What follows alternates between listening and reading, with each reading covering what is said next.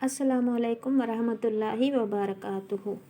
आज हम आपको ये बताने वाले हैं कि बहुत से लोग कहते हैं हम दुआ करते रहते हैं, 5 वक्त की नमाज़ पढ़ते रहते हैं, दुआ मांगते रहते हैं, लेकिन हमारी दुआ नहीं कबूल होती। अल्लाह से हम नाराज़ हो जाते हैं और दुआ करना छोड़ देते हैं। हम इतनी नमाज़ पढ़ी लेकिन हमारे कामयाब नहीं हुए, हमारे दुआ कबूल नहीं हुए। क्या हम सही तरीके के शरीयत के हिसाब से दुआ कर रहे हैं?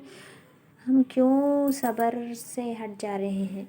दुआ कैसे करनी चाहिए? दुआ में क्या क्या सब्र, कितनी अदब, कैसे शरीयत से कैसा दुआ करना हमारे लिए फ़र्ज़ है, ये बात आज हम इस वीडियो में बताने वाले हैं। दुआ की फ़जीलत क्या है, शर्तें क्या हैं, अदब क्या है, दुआ क्या चीज़ है, दुआ तकदीर को बदल सकती है, कैसे मांगना चाहिए, अल्लाह से हम कैसे दुआ करने से अल्लाह को पसंद है।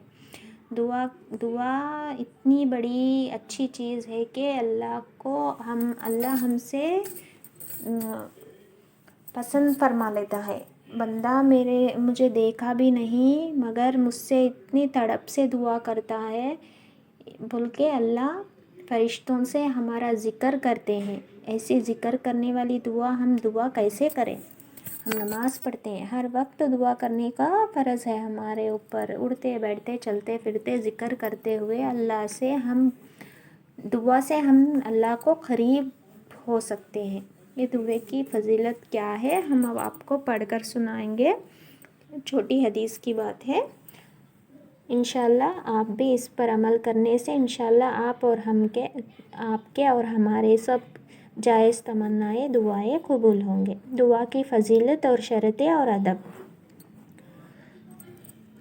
दुआ के मानी पुकारने और बुलाने के लिए है। मतलब ये कि अपनी हाजत के लिए अल्लाह ताला को पुकारा जाता है कि वो इसकी ज़रूरत को पूरी करे। अल्लाह ताला फरमाते हैं, उदूनी अस्तजीब लकुम, तुम मुझे पुकारे दुआ कबूल करूँगा। और फरमाया, उजीबु दावत दाई इज़ा दआनी, जब पुकारने वाला मुझे पुकारता है तो इसकी पुकार को कबूल कर लेता हूँ। और फरमाया, उदूर रब्बुकुम तज़रुअन व खुफ़ाहतन, लोगों अपने परवरदिगार को गड़गड़ा कर और चुपके चुपके पुकारा करो। रसूलुल्लाह सल्लल्लाहु अलैहि वसल्लम फरमाते हैं, अदुआ हुवल इबादतु, दुआ ही इबादत है। और फरमाया, अदुआ मुखुल इबादत, दुआ इबादत का मगज़ तो है।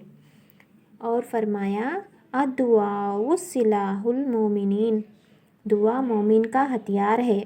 और फरमाया, अल्लाह ताला के नज़दीक दुआ से ज़्यादा इज़्ज़त वाली कोई चीज़ नहीं है।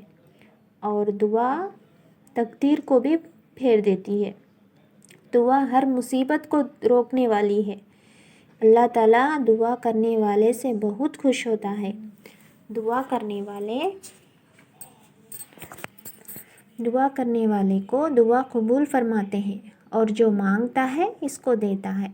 मगर ये सब इस वक्त होगा जबकि वो दुआ के अदब शरीयत को नज़दीक रख कर की पूरी पाबंदी करके और कबूलियत की उम्मीद नहीं रखने चाहिए। दुआ करे, कबूल होगी नहीं होगी, कबूलियत की उम्मीद तो रखनी चाहिए।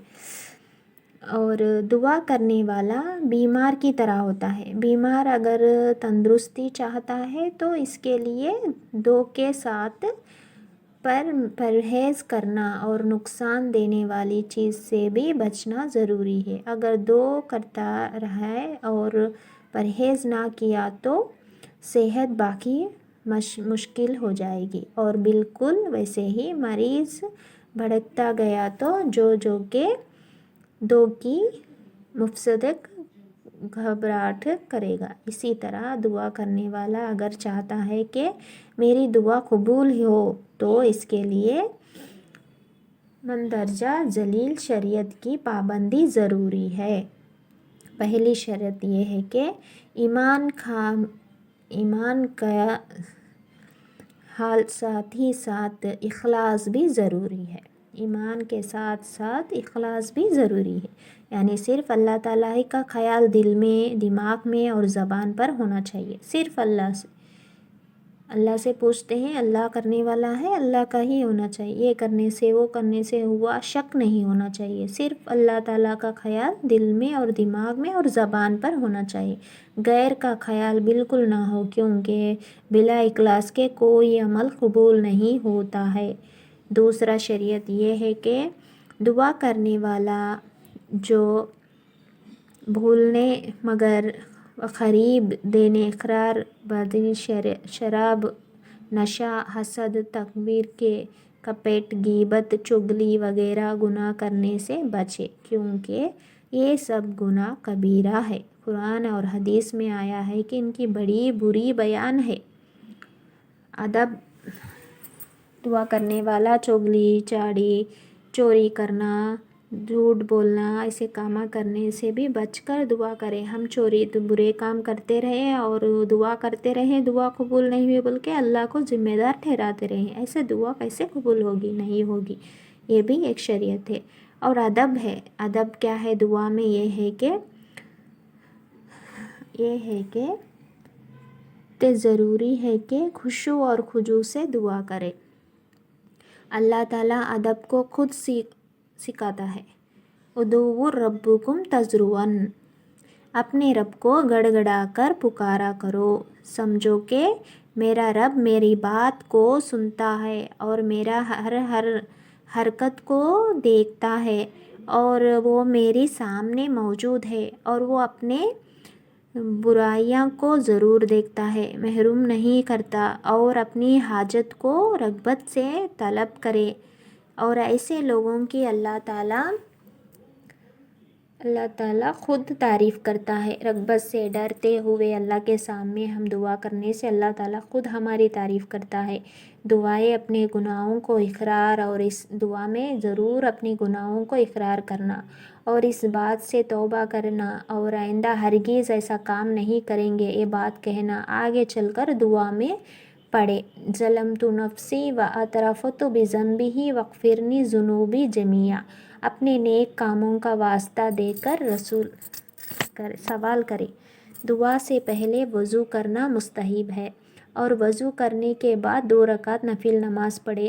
اور حضرت رسول کریم صلی اللہ علیہ وسلم نے، جس نے اچھی طرح وضو کر کے 2 رکعت نماز پڑھی، پھر اپنے رب سے دعا کی تو اس کی دعا ضرور قبول ہوگی۔ دعا کرتے وقت قبلے کی طرف رخ کر کے، کیونکہ شریعت نے نماز کو بھی رخ اس کا بتایا ہے، اس لیے رسول اللہ صلی اللہ علیہ وسلم بھی دعا کرتے وقت قبلے کی طرف ہی رخ کرتے تھے۔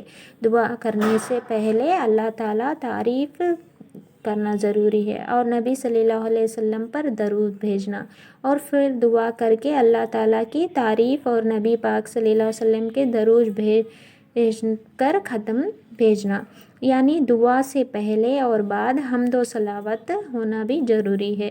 دونوں ہاتھ کشادہ کر کے چہرے اور دونوں منڈوں کے مطابق بیٹھ کر اٹھا کر دعا مانگنا ضروری ہے۔ دعا سے فرغت کے بعد دونوں ہاتھوں کو چہرے پر پھیرنا بھی ایک دعا میں شریعت ہے، اور دعا استغفار 3 بار کرنا ضروری ہے۔ رسول اللہ صلی اللہ علیہ وسلم بھی 3 بار دعا فرماتے تھے۔ دعا میں جلدی نہیں کرنا چاہیے، جب تک قبول نہ ہو دعا کرتے جاؤ، اور پھر یہ بھی کہو کہ اتنے دنوں سے کر رہے ہیں، قبول نہیں ہوئی، یہ بات ہرگز نہیں کہنا چاہیے، اور دعا میں آخر میں آمین کہہ کے حمد اور درود پر ختم کرنا چاہیے۔ پہلے اللہ کی تعریف کرنا اور ہمارے برائیاں، گناہوں کو پیش کرنا، اور ہم توبہ کرنا، توبہ استغفار کرنا، اور جو بھی ہماری جائز دعا ہے اس کو اللہ کے سامنے رو کر گڑ گڑا کر اللہ کے سامنے رکھنا۔ انشاءاللہ یہ دعا کے جو بھی ادب ہے، یہ کرتے ہوئے دعا کرنے سے انشاءاللہ ضرور آپ کی اور ہماری دعائیں قبول ہوں گی۔ آمین ثم آمین یا رب العالمین برحمتک یا ارحم الراحمین۔ جزا اللہ عنا محمد ما هو اہلہ صلی اللہ علیہ وسلم.